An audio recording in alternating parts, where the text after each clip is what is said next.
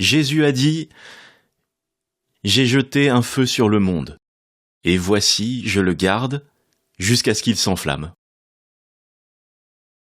Voici une phrase étonnante, et qui pose bien des questions. La première pourrait être « Est-ce que Jésus est un pyromane ?» C'est le titre de ce premier épisode. Jésus, pyromane absolu ? Il faut insister sur le fait qu'il s'agit d'une question, pas d'une affirmation. Tout est dans le point d'interrogation. C'est une question provocatrice, qui pourrait même sembler blasphématoire par certains aspects. Mais nous allons voir qu'il n'en est rien. Revenons à notre citation. « J'ai jeté un feu sur le monde, et je le garde jusqu'à ce qu'il s'enflamme. » Que peut signifier une telle affirmation ? Qu'est-ce que ça veut dire, jeter un feu ? On ne jette pas un feu. On allume un feu ou alors on met le feu. Il y a déjà quelque chose de bizarre.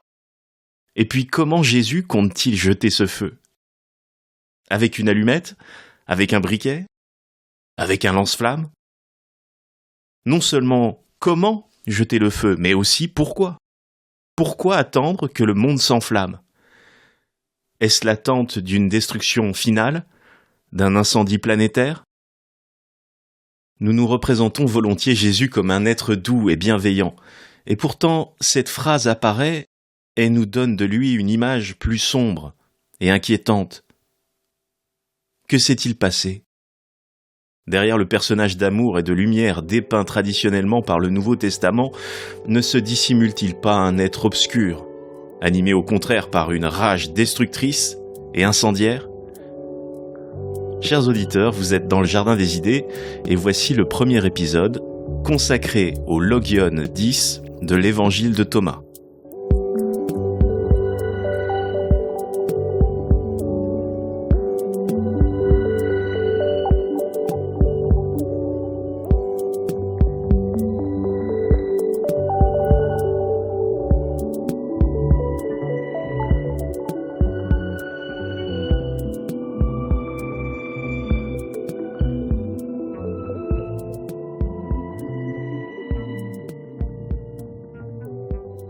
Logion, Évangile, Thomas. Il nous faut tout expliquer.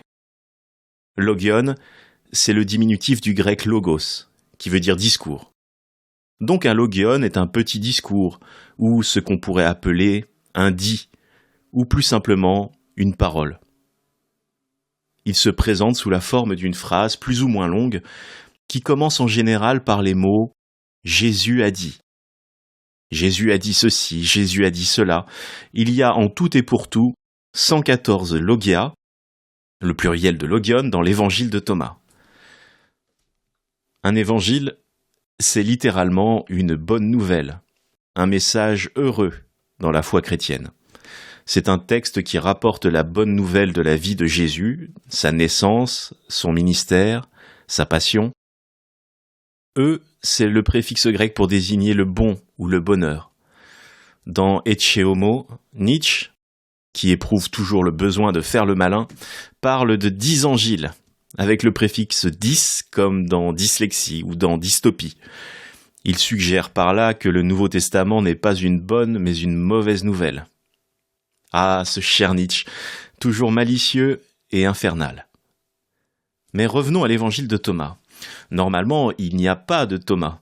Dans le Nouveau Testament, il y a 4 évangiles. Dans l'ordre, Matthieu, Marc, Luc et Jean. Ce sont les évangiles canoniques, c'est-à-dire authentiques, officiels, validés par l'Église. L'évangile de Thomas est un évangile apocryphe, c'est-à-dire dont l'authenticité n'est pas reconnue. Non seulement il est apocryphe, mais il faut le désigner par un autre terme barbare. Gnostique. Qu'est-ce que ça signifie ? Prenons la définition du grand spécialiste de la gnose, Henri-Charles Puech, dans son livre « En quête de la gnose », tome 1, publié chez Gallimard. Je cite « On appelle, ou peut appeler gnosticisme, et aussi gnose, toute doctrine ou toute attitude religieuse fondée sur la théorie et l'expérience de l'obtention du salut par la connaissance. » Nous trouvons cette définition dans l'article « Phénoménologie de la gnose », page 185. Un évangile gnostique va donc mettre l'accent sur l'idée que le salut de l'âme réside dans la gnose, gnosis, c'est-à-dire la connaissance. On ne confondra pas apocryphe et gnostique. Un texte gnostique est nécessairement apocryphe, dans le sens où il ne peut être considéré comme canonique, mais un texte apocryphe n'est pas nécessairement gnostique, dans le sens où il ne contiendra pas forcément cette idée d'un salut par la connaissance. Comme exemple d'un texte apocryphe non gnostique, on pourrait citer le protévangile de Jacques qui parle de la nativité. Pour revenir à cette idée de la connaissance comme condition du salut, on peut dire qu'elle est vieille comme l'oracle de Delphes, que Socrate reprenait pour son compte. Connais-toi toi-même. Gnoti se auton. C'est l'invitation à une gnose personnelle et introspective, une connaissance de soi qui constitue le préliminaire nécessaire à un rapport au divin, notamment à l'entrée dans le sanctuaire d'Apollon. Eh bien, l'évangile de Thomas met l'accent sur cette dimension de salut par la connaissance. Pour sauver son âme, le gnostique est celui qui cherche à obtenir cette mystérieuse connaissance, et c'est la raison pour laquelle notre évangile de Thomas se présente de façon étonnante. Il n'y a pas de récit, comme dans les évangiles canoniques. Pas vraiment de début, de milieu ou de fin. On ne suit pas les péripéties de la vie de Jésus. C'est juste une collection de paroles de Jésus sur le mode qu'on a énoncé précédemment. Jésus a dit, Jésus a dit. Il y a un petit côté Jacques a dit dans l'évangile de Thomas, et j'oserais même dire Nagam a dit. Il n'est question à aucun moment de l'épisode de la passion, de la mort, de la crucifixion, de la résurrection. Les gnostiques ne sont pas vraiment intéressés par ces éléments. Ils mettent l'accent, de façon quasi exclusive, sur l'enseignement de Jésus, qui est plutôt vu comme un enseignant ou un maître de sagesse. Comme le fait remarquer le spécialiste américain de l'évangile de Thomas Marvin Meyer, Jésus n'est jamais désigné, dans l'évangile de Thomas, comme Christ, c'est-à-dire Messie, oint du Seigneur, ni comme Sauveur. Il est désigné simplement comme Jésus ou comme Fils de l'homme, c'est-à-dire le descendant d'Adam, l'homme primordial. Dans l'évangile de Thomas, ce qui importe, c'est la compréhension des paroles de Jésus présentées sur le mode de la rhapsodie des « Jésus a dit ». Ce qui importe, ce n'est pas de croire, mais de connaître. L'essentiel pour les gnostiques n'est pas dans la passion du Christ, mais dans l'interprétation des paroles de Jésus. En sorte que nous pouvons dire, l'évangile de Thomas est tout à propos d'une herméneutique salvatrice. Nous avons éclairé le sens des mots logion, évangile, gnostique et apocryphe. Mais qu'en est-il de son auteur, Thomas ? Qui est Thomas ?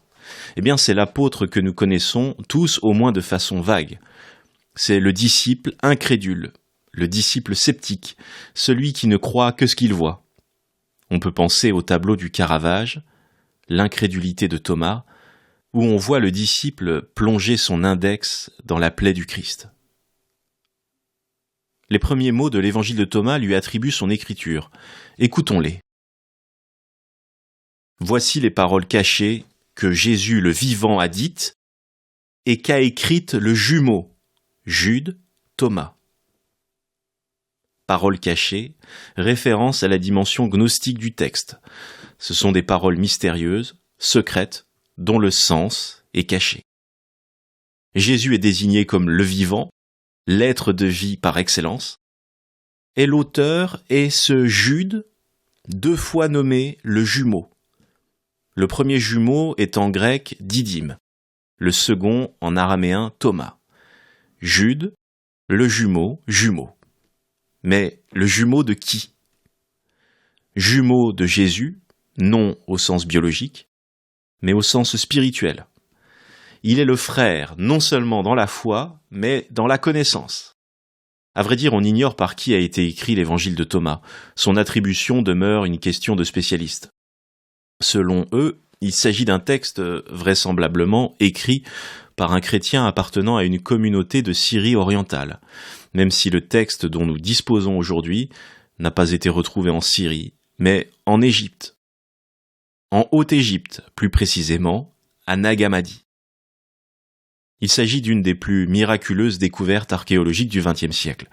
L'histoire est particulièrement pittoresque, et je l'évoque ici pour vous en quelques mots. En 1945, des bergers égyptiens retrouvent dans des jarres 13 codex, appartenant à une bibliothèque gnostique, celle peut-être du monastère de Saint-Pacôme. C'est ainsi que dormait dans les sables de l'Égypte un trésor inestimable, qui permit aux études sur le christianisme primitif de faire un bond considérable. Ces 13 codex comportent une cinquantaine de textes dans différents états de conservation et appartenant à différents courants gnostiques, la gnose valentinienne, la gnose septienne, et à d'autres traditions comme le courant hermétique. On y trouve même, point d'intérêt pour nos autres philosophes, un petit fragment de la République de Platon, dans une version différente, gnosticisée si l'on peut dire. L'évangile de Thomas nous est donc parvenu par ces manuscrits égyptiens. Il est écrit en copte, c'est-à-dire en égyptien hellénisé. Les manuscrits datent du IVe siècle de notre ère. Le texte en lui-même semble avoir été rédigé 1 ou 2 siècles auparavant, peut-être davantage.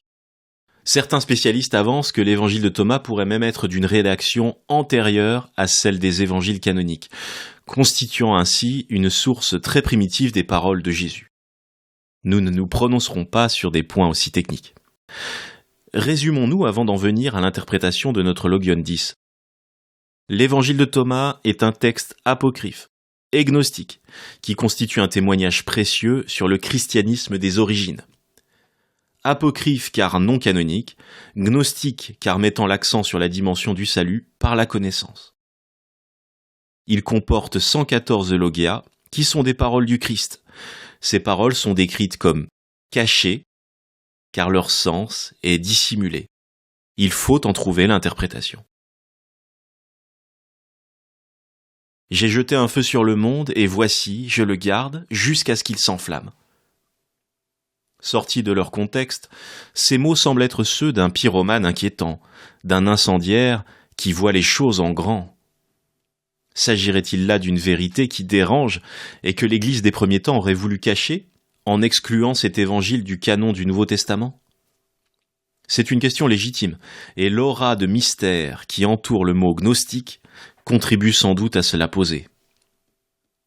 Quand on découvre un texte gnostique, on peut avoir tendance à projeter sur lui toutes sortes d'images fausses et de fantasmes. C'est pourquoi il faut être attentif à notre première lecture d'un texte gnostique, notamment d'un texte aussi difficile que l'évangile de Thomas, car cette lecture en dit souvent plus long sur nous que sur le sens réel des paroles qui y sont consignées. Les textes gnostiques sont, d'une certaine façon, les miroirs de notre âme. On s'imagine dans un premier temps un Jésus secret, caché, inquiétant, qui évoquerait l'ombre des archétypes jungiens. Puis cette image se dissipe peu à peu, et ce pour une raison simple. La plupart des paroles de l'évangile de Thomas ne sont pas nouvelles, mais se trouvent déjà dans les évangiles canoniques. Pour être précis, il y a 3 cas de figure. Soit, premièrement, on les retrouve quasi à l'identique, soit, deuxièmement, on les retrouve plus ou moins modifiés, soit, troisièmement, il s'agit effectivement de phrases inédites. Nous en avons une vaguement en tête qui parle d'un lion qui mange un homme et d'un homme qui mange un lion. Un logion vraiment pittoresque et désertique, avec une inversion bizarre, mais pas de digression, gardons-la pour un autre épisode. Notre Logion 10 appartient lui à la deuxième catégorie. C'est une phrase que l'on retrouve dans l'évangile de Luc, assez semblable dans sa première partie, mais très différente dans la seconde. La voici. Elle n'est ni cachée ni secrète, ni gnostique, mais bien imprimée en toutes lettres dans toutes les Bibles. Nous sommes au chapitre 12, verset 49. Je cite « Je suis venu apporter un feu sur la terre, et comme je voudrais qu'il soit déjà allumé. » Il s'agit de la traduction liturgique officielle. D'autres traductions proposent une variante dans la seconde partie. Je suis venu apporter un feu sur la terre, et qu'ai-je à désirer s'il est déjà allumé ? traduction de Louis II. On a le choix entre l'exclamation et l'interrogation. Dans un cas comme dans l'autre, nous restons sur une image de Jésus qui affirme qu'il jette un feu sur le monde. Donc, notre question initiale persiste. Jésus est-il un pyromane ? Comment la phrase de l'évangile canonique peut nous aider à comprendre le sens de sa variante gnostique ? Quand Jésus dit « Je suis venu apporter un feu sur la terre », de quel feu s'agit-il ? Nous ne savons pas encore de quoi il est question, mais nous comprenons que ce feu n'est pas encore allumé. Il n'a pas encore pris. C'est un drôle de feu, qui est là et qui en même temps n'est pas allumé. Un feu potentiel, un feu virtuel. Ou alors, c'est juste un petit feu, ou une flamèche, dont Jésus attendrait avec impatience qu'elle devienne une véritable flambée. Mais quant à sa nature, nous restons dans le flou, et le verset qui suit nous embrouille plus qu'il ne nous éclaire. Je cite « Je dois recevoir un baptême, et quelle angoisse est la mienne jusqu'à ce qu'il soit accompli. » Le point commun avec le verset précédent, c'est cette idée d'impatience, d'attente impatiente qui se mue carrément en angoisse. Jésus angoissé, c'est l'aspect humain de Jésus qui apparaît. Il éprouve quelque chose, il a un sentiment. Il fait l'expérience de l'angoisse. Mais sur quoi porte cette angoisse ? Et quel rapport avec le feu ? C'est l'angoisse, lisons-nous, d'être baptisé. Mais on ne comprend plus rien. Jésus n'est-il pas censé être déjà baptisé par Jean-Baptiste dans l'eau du Jourdain ? Il révélerait donc ici l'existence d'un deuxième baptême. Il y avait le baptême dans l'eau, il y aura aussi un baptême dans le feu. Voici ce que nous lisons au chapitre 3 de Luc. « Moi, je vous baptise dans l'eau » c'est Jean-Baptiste qui parle, « mais il vient celui qui est plus fort que moi. Je ne suis pas digne de dénouer la courroie de ses sandales. Lui vous baptisera dans l'Esprit Saint et le feu. » C'est littéralement un baptême du feu, un baptême dans le feu de l'Esprit. Les choses commencent à devenir un peu plus claires. Jésus est venu apporter le feu du baptême aux hommes. Ce feu symbolise donc ici le renouveau, la purification, la vérité. Mais il y a un hic, car Jésus ne dit pas exactement qu'il attend de baptiser les hommes. Ce qu'il attend impatiemment, ce qui suscite en lui cette angoisse, c'est son propre baptême. Il est écrit « Je dois recevoir un baptême ». Alors, en quoi peut-il consister ? Il doit s'agir d'un événement important, un événement dont il aurait comme la prescience ou le pressentiment. Ne pourrait-il pas s'agir de l'événement de la passion, et plus précisément, de sa mort ? Quelle idée est plus angoissante que celle de la mort ? Et plus encore, de notre propre mort. Est-ce que la mort et l'angoisse ne sont pas deux idées inséparables ? L'angoisse de la mort et l'angoisse dans sa forme la plus pure. Ce n'est pas la peur qui a toujours un objet déterminé. Une phobie, par exemple, la phobie du feu, la pyrophobie. Mais l'angoisse, elle, est vague, diffuse, sans objet. C'est pourquoi l'angoisse par excellence est celle qui est suscitée par la mort. Ainsi, le mystérieux baptême, le second baptême que Jésus dit attendre dans l'angoisse, pourrait être celui de sa passion. C'est un Jésus étonnant qui se révèle dans le chapitre 12 de Luc, un Jésus très humain, impatient et à la fois angoissé par le destin qu'il pressent. Il exprime un rapport angoissé au futur, ce qui se trouve confirmé par la tonalité générale du chapitre, qui ne parle, si l'on veut, que de cela. Le chapitre 12 de Luc nous parle du temps, il nous parle du rapport au futur, et notamment à un futur proche, ce qui ne saurait tarder à venir, ce qu'il faudrait appeler l'imminent. Jésus s'angoisse de l'imminence de sa mort, et il attend en même temps avec impatience cet événement, car il sait qu'il a un sens, celui de son sacrifice, qui constitue en même temps un second baptême.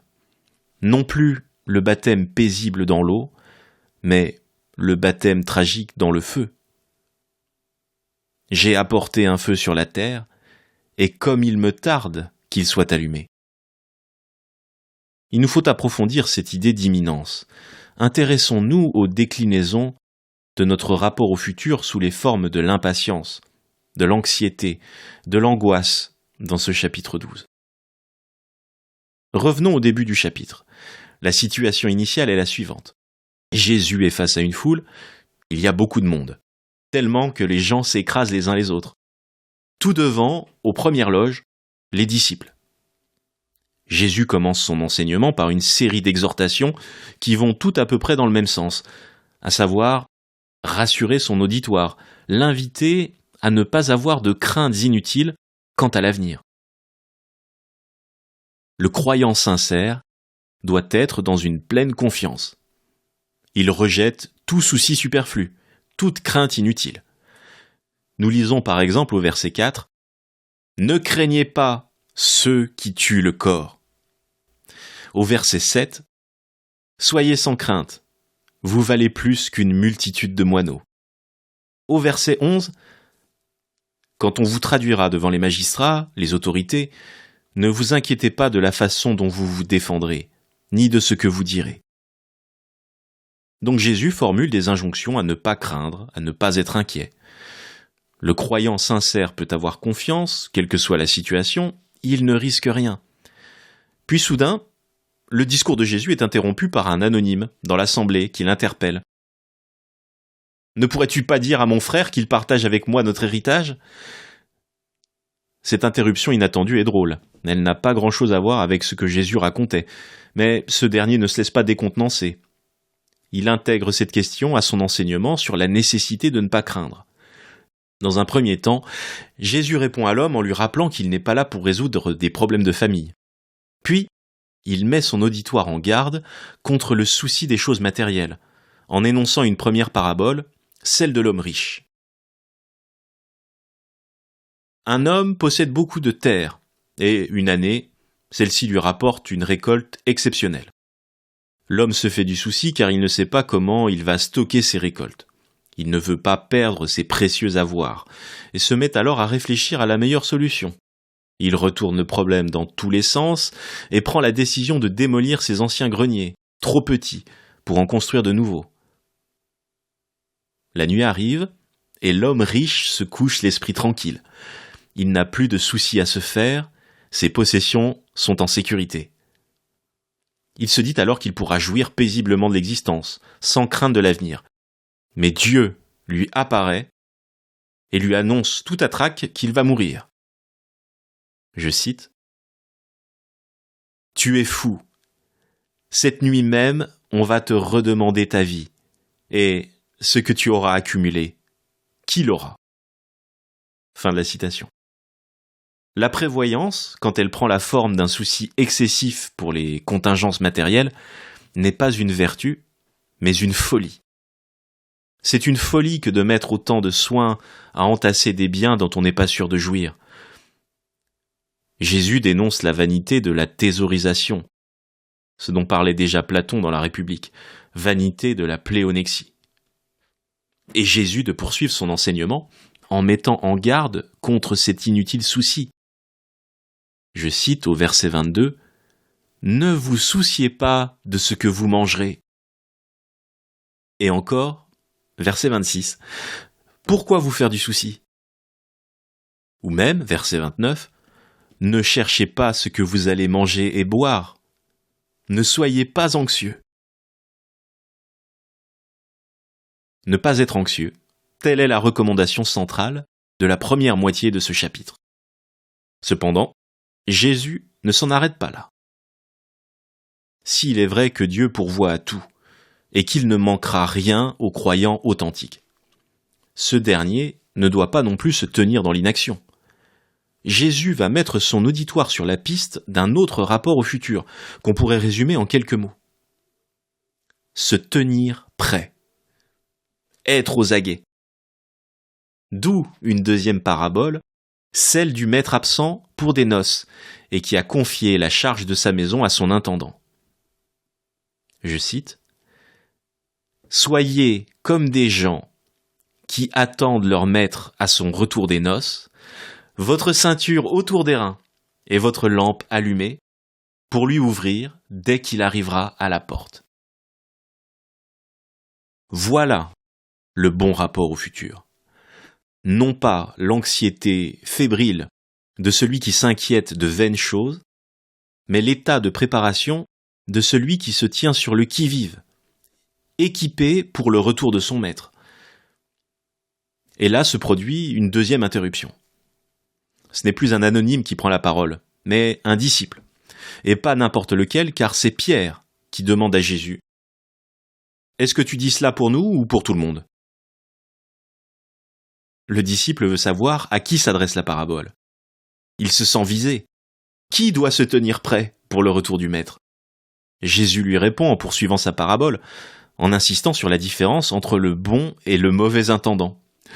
Le bon intendant est celui qui a pris soin des affaires de son maître. Il a distribué équitablement les portions de nourriture aux domestiques, il attend patiemment son retour en se tenant prêt pour l'accueillir. Le mauvais intendant, lui, est celui qui profite de l'absence de son maître pour négliger les tâches qui lui reviennent. Quand le chat n'est pas là, les souris dansent, et le mauvais intendant en profite pour maltraiter les autres serviteurs, pour boire et s'enivrer. Lorsque son maître rentre, il n'est pas du tout prêt à le recevoir. Le sort des deux intendants n'est pas difficile à deviner. Le bon est récompensé à la hauteur de son mérite, et le second châtié à la hauteur de sa négligence. Il faut souligner par ailleurs que le châtiment est plus ou moins dur, selon que l'intendant sait ou ignore ce que son maître attend de lui pendant son absence. C'est sur le fond de cette distinction que notre phrase sur le feu apparaît enfin dans ce chapitre 12. Je cite, « Le serviteur qui, connaissant la volonté de son maître, n'a rien préparé et n'a pas accompli cette volonté, recevra un grand nombre de coups. Mais celui qui ne la connaissait pas, et qui a mérité des coups pour sa conduite, celui-là n'en recevra qu'un petit nombre. À qui l'on a beaucoup donné, on demandera beaucoup. À qui l'on a beaucoup confié, on réclamera davantage. Je suis venu apporter un feu sur la terre, et comme je voudrais qu'il soit déjà allumé.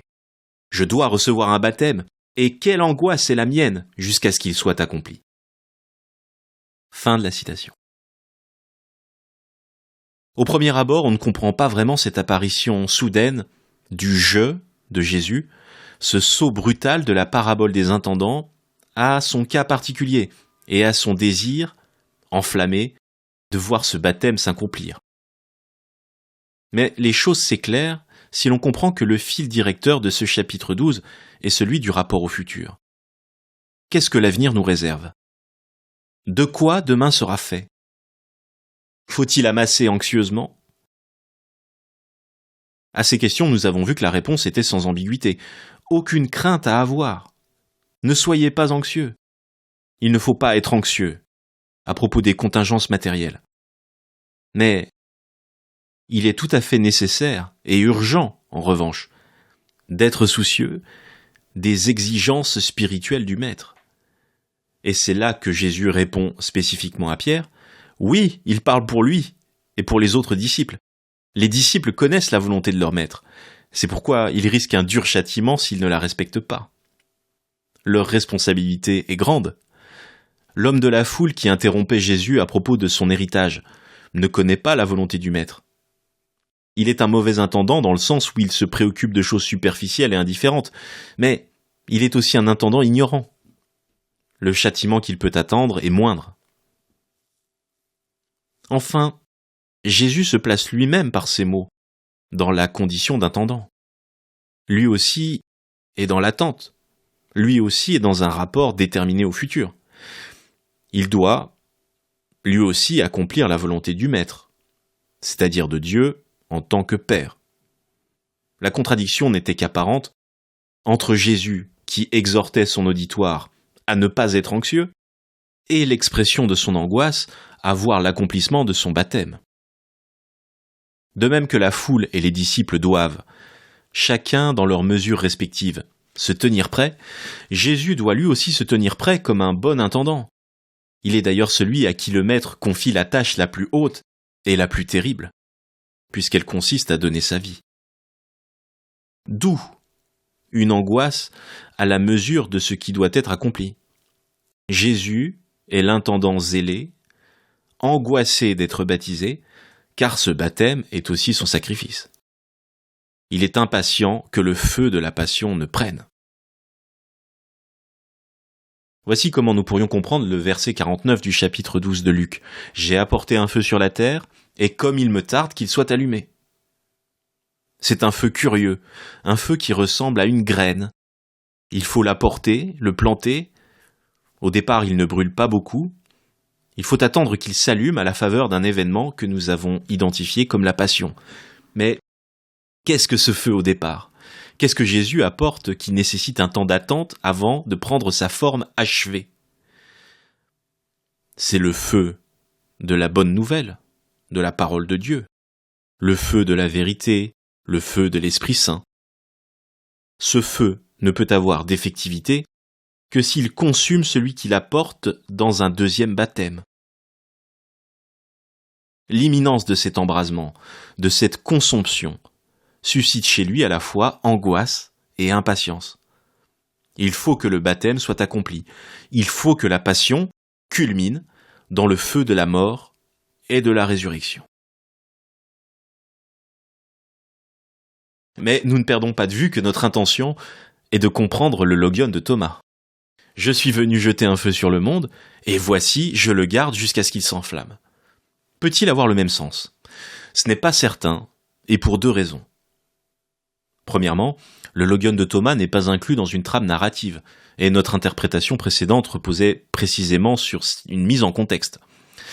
C'est justement la grâce de l'évangile de Thomas de donner des paroles sorties de leur contexte, indépendantes les unes des autres, et laissant libre cours à l'interprétation. La deuxième raison découle de la précédente. Comment pourrait-il être question de la passion dans un évangile qui ne lui accorde, pour ainsi dire, aucune place ? Le feu de départ, qu'il soit apporté chez Luc ou jeté chez Thomas, est peut-être le même, celui de la bonne nouvelle, celui de l'Esprit Saint, mais ce qui l'allume, l'événement terminal qui provoque l'embrasement, doit être différent. Nous allons donc chercher ailleurs le sens du logion de Thomas et continuer à nous demander si Jésus est un pyromane. Pour progresser dans notre réflexion, arrêtons-nous quelques instants sur ce fameux verbe « jeter ». Nous l'indiquions précédemment, on ne jette pas un feu. Cette tournure n'est pas naturelle. D'ailleurs, on n'apporte pas vraiment un feu non plus, mais laissons Luc. On allume un feu, on met le feu. Est-ce qu'il s'agit simplement d'un caprice de traduction ? Il ne semble pas. Si l'on consulte différentes traductions françaises, on trouvera effectivement « jeter ».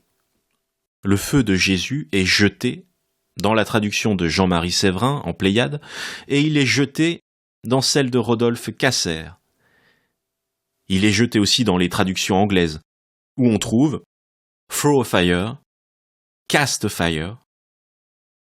Dans sa traduction commentée de 1961, Casser fait la remarque suivante à propos du verbe « jeter », page 41. Je cite, « Ce terme, assez courant dans l'évangile de Thomas, sert peut-être à mettre un peu de mouvement dans un texte figé par l'absence d'éléments narratifs. » Fin de citation. La raison que donne Casser est stylistique. Il s'agit de mettre un peu de mouvement, un peu d'allant dans un texte figé par l'absence de récit. Mais nous pourrions faire une hypothèse sémantique qui renverrait au lexique de la magie. En effet, la tradition gnostique a des liens avec la magie gréco-égyptienne. Un feu peut être jeté comme on jette un sort. Jésus serait ainsi vu, dans cette perspective gnostique, comme une sorte de magicien ou de thaumaturge. Jésus jette le feu de la parole de Dieu, de la bonne nouvelle, comme on lance un sort. Il fait un miracle. Il allume, si l'on veut, un feu d'artifice relevant du prodige. Il n'est pas question de brûler ou de détruire, ni même de purifier pour l'instant, mais seulement d'émerveiller et d'éclairer. Le feu qui éclaire est le feu qui donne à voir. Il est celui qui permet de dissiper les ténèbres de l'ignorance. C'est le feu de l'esprit, celui qui enseigne, celui qui octroie la connaissance, si chère aux gnostiques, et sans laquelle ils errent dans l'obscurité de la matière. L'association entre le feu et l'esprit n'est d'ailleurs pas spécialement gnostique. On la retrouve dans les évangiles canoniques. L'Esprit Saint descend sur les apôtres à la Pentecôte sous la forme de langues de feu, ou, comme le dit le texte, des langues qu'on aurait dites de feu. Ce feu de l'Esprit qui éclaire et dissipe les ténèbres va se porter sur le monde, le cosmos. J'ai jeté un feu sur le monde, c'est-à-dire sur le monde matériel. Le feu de l'Esprit éclaire le monde de la matière. Il faut rappeler ici la distinction faite chez les gnostiques entre le monde et le royaume. L'attitude religieuse gnostique tend vers ce but, quitter le monde de la matière pour rejoindre un lieu idéal nommé aussi le royaume, dans la gnose thomasienne, plérôme dans la gnose valentinienne. C'est à ce royaume, plérôme, qu'appartient le gnostique de toute éternité. Mon royaume n'est pas de ce monde. Cette formule de Jean, chapitre 18, verset 36, le gnostique qui se sent profondément étranger au monde peut la revendiquer pleinement. Le gnostique est un allogène, pour reprendre le titre d'un des traités retrouvés à Nag Hammadi. Il est l'étranger au monde, l'allogène absolu. Le royaume s'oppose au monde comme l'esprit s'oppose à la matière. Mais le feu jeté par Jésus n'est pas encore là pour le détruire ou le purifier. Il est là pour l'éclairer, c'est-à-dire faire parvenir à la connaissance qu'il est possible de s'en échapper. Nous allons bientôt parvenir au moment de l'embrasement, mais il reste sur notre chemin cette petite pierre, ce petit voici anodin. Pourquoi voici ? Pour inviter le lecteur ou plutôt l'auditeur à faire attention ? J'ai jeté un feu sur le monde, et voici, je le garde, etc. Restez attentifs, car le spectacle n'est pas terminé. Il y a encore quelque chose à voir. Voyez ceci. Mais quoi ? Il y a une dimension d'oralité dans l'évangile de Thomas. Il n'y a pas de récit, mais une imitation de la voix qui porte l'attention sur une curiosité, un prodige. Voyez ceci. Ce feu qui brûle le monde, mais ne le consume pas, comme le buisson ardent de Moïse. Faisons une place ici à l'Ancien Testament et rappelons le célèbre passage du livre de l'Exode. Je cite. Moïse était berger du troupeau de son beau-père Jéthro, prêtre de Madian. Il mena le troupeau au-delà du désert et parvint à la montagne de Dieu, à l'Horeb. L'ange du Seigneur lui apparut dans la flamme d'un buisson en feu. Moïse regarda. Le buisson brûlait sans se consumer. Moïse se dit alors : « Je vais faire un détour pour voir cette chose extraordinaire. Pourquoi le buisson ne se consume-t-il pas ?» Fin de la citation. Ce feu paradoxal qui brûle sans détruire, sans consumer, est gardé par Jésus. Et voici, je le garde. D'autres traductions disent « et je le conserve ». Mais à quoi fait référence ce « le » ? Au feu ou au monde ? Séverin indique que le texte copte reste ambigu. Est-ce le feu ou le monde qui est gardé ? Si c'est le monde, le logion peut vouloir dire « et je veille sur lui ». Je surveille le monde, comme le lait sur le feu, pour qu'il ne brûle pas tout de suite. Si c'est le feu, garder aurait plutôt le sens d'entretenir la flamme. Ajouter quelques bûches ou quelques fagots pour qu'il ne s'éteigne pas. La flamme de l'esprit, aussi prodigieuse soit-elle, n'en demeurerait pas moins faible et menacerait sans cesse de s'éteindre. Si ce n'était pas le cas, pourquoi faudrait-il que quelqu'un se soucie de la garder et de la conserver ? Jésus peut donc apparaître comme un gardien du feu, comme un homme à genoux qu'on verrait s'efforcer contre le vent de rassembler son maigre feu. Mais le feu qui éclaire, le feu modeste et paisible, qui brûle sans consumer, va bientôt laisser place à un feu dévastateur, un feu qui détruit et purifie. Il ne s'agit plus de jeter le feu, de le garder, mais d'assister à l'embrasement final. Je le garde jusqu'à ce qu'il s'enflamme. Ces derniers mots du Logion revêtent sans doute une dimension eschatologique, et il est difficile de ne pas penser à l'Apocalypse que nous nommons révélation ignée, dans le sens où le feu y est partout présent.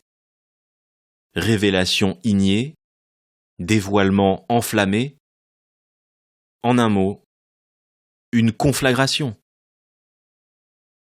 Incendie, embrasement, déflagration d'une grande vigueur et d'une grande étendue. Conflagration partout dans l'Apocalypse. Conflagration dans les yeux de Jésus qui sont semblables, je cite, à des flammes de feu. Conflagration de tel ange décrit avec des jambes comme des colonnes de feu. Conflagration d'un encensoir céleste projeté sur la terre, telle une ogive extraordinaire de la colère divine. Nous lisons ainsi au chapitre 8 de l'Apocalypse. Et par la main de l'ange monta devant Dieu la fumée des parfums, avec les prières des saints. Puis l'ange prit l'encensoir et le remplit du feu de l'autel. Il le jeta sur la terre. Il y eut des coups de tonnerre, des fracas, des éclairs, et un tremblement de terre. Puis, les 7 anges qui avaient les 7 trompettes se préparèrent à en sonner. Le premier sonna de la trompette. Il y eut de la grêle et du feu mêlés de sang, qui furent jetés sur la terre, et le tiers de la terre brûla, le tiers des arbres brûlèrent, toute l'herbe verte brûla. Le deuxième ange sonna de la trompette, dans la mer fut jetée comme une grande montagne, embrasée, et le tiers de la mer fut changé en sang. Dans la mer, le tiers des créatures vivantes mourut, et le tiers des bateaux fut détruit. Le troisième ange sonna de la trompette. Du ciel tomba une grande étoile qui flambait comme une torche. Elle tomba sur le tiers des fleuves et sur les sources des eaux. La conflagration ne s'arrête pas là. Il faut encore citer celle des cavaliers angéliques au chapitre 9, sur des montures à tête de lion, qui crachent du feu et déciment la population. Je cite : « Ainsi dans ma vision, j'ai vu les chevaux et ceux qui les montaient. Ils ont des cuirasses couleur de feu, d'hyacinthe et de soufre. Les têtes des chevaux sont comme des têtes de lion. De leur bouche sortent du feu, de la fumée et du soufre. Le tiers de l'humanité fut tué par ces 3 fléaux, le feu, la fumée et le soufre, qui sortaient de leur bouche. »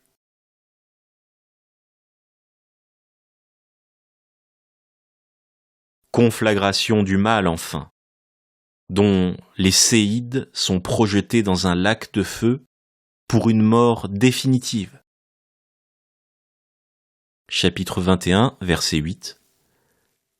Quant aux lâches, perfides, êtres abominables, meurtriers, débauchés, sorciers, idolâtres et tous les menteurs, la part qui leur revient, c'est l'étang embrasé de feu et de soufre, qui est la seconde mort. L'Apocalypse est donc bien le moment de l'embrasement final, la fantaisie finale du feu. Voilà la vision à laquelle conduisent les derniers mots du Logion 10, jusqu'à ce qu'il s'enflamme. le monde s'est enflammé, et de ses cendres s'élève un cube doré, digne de la plus formidable science-fiction, le cube de la cité de Dieu, la Jérusalem céleste, le royaume. Il est temps pour nous de conclure et de répondre à notre question. Jésus pyromane absolu? Certainement pas, si nous suivons le Logion 10 de Thomas. Ce serait un contresens total. Il y a bien une sagesse du feu qui est proposée dans ce dit, mais il ne s'agit pas de celle d'un fou. La pyromanie est une folie. Mania en grec, manie, la démence, la folie. Le pyromane est littéralement le fou du feu. L'homme rendu fou par le feu, installé dans la folie du feu, dans son ignorance et dans son obscurité. Il faudrait donc inventer un néologisme qui désigne tout le contraire, qui décrirait Jésus non comme un fou mais comme un sage. Jésus, sage du feu. Jésus, pyrologue. Incarnation d'un logos enflammé, d'un discours du feu. Ou mieux, Jésus pyrosophe, et non pyromane. Il serait celui qui sait maîtriser le feu, le jeter, à la manière d'un thaumaturge, qui jette un sort. Il serait aussi celui qui sait veiller sur lui et l'entretenir jusqu'à la conflagration finale. Ce n'est pas la seule évocation du motif du feu dans l'évangile de Thomas. Terminons avec le Logion 82, où Jésus n'est plus celui qui jette le feu, mais celui qui s'identifie avec lui. Jésus conçu lui-même comme un feu, feu du foyer, feu qui protège et éclaire, point de repère pour établir une distance par rapport au royaume. Je cite, « Jésus a dit, « Celui qui est près de moi est près du feu, et celui qui est loin de moi est loin du royaume. » Fin de citation. Nous ne rentrerons pas dans l'interprétation de cette parole. C'est une histoire pour un autre jour. C'était le Jardin des idées, épisode 0, épisode pilote. Chers auditeurs, merci d'avoir écouté.